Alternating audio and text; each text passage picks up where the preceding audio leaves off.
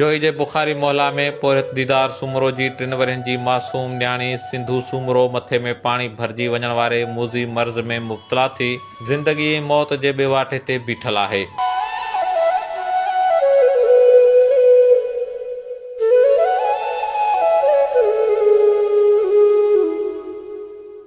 संदसि तकलीफ़ सबबि वालदेन जूं अखियूं सावण जे बरसात जीअं बसी न पियूं कनि।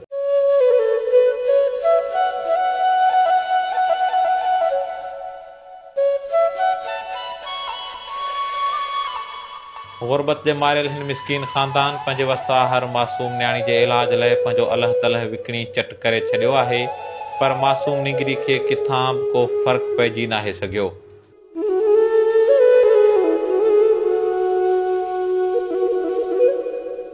मासूम निगरी जे वालदेन जो चवणु आहे त मक़ामी डॉक्टरनि वटि वसा हर इलाज कराइण बावजूदि निगरी जी तकलीफ़ घटि नाहे थी, जंहिंखां पोइ हुननि पट सट करे कराची जे हिकु इस्पताल में पिणु ॾेखारियो आहे, जिते डॉक्टर निगरी खे चेक करण बाद संदसि इलाज ते 2.5 खां 3 लख रुपया ख़र्च अचण जो चई मोटाए छॾियो आहे।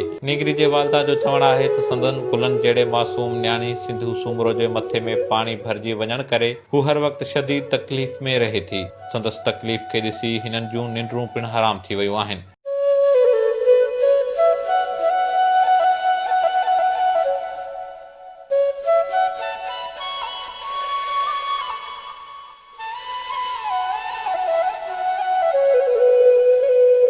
डॉक्टरनि पारां इलाज ते 2.5 खां 3 लख रुपया ख़र्च ॿुधाइण बाद हाणे संदन वस में रुगो नीर हारण ई बचियो आहे। हुन लाइ सिंध सरकार तोड़े सरहदी वारनि खे अपील आहे त मासूम निगरी सिंधु सूमरो जे दर्द खे पंहिंजो दर्द सम्झी संदसि इलाज लाइ मुमकिन मदद करे हिकु मासूम कली खे टिड़ण खां अॻु मुरझाइण खां बचायो वञे।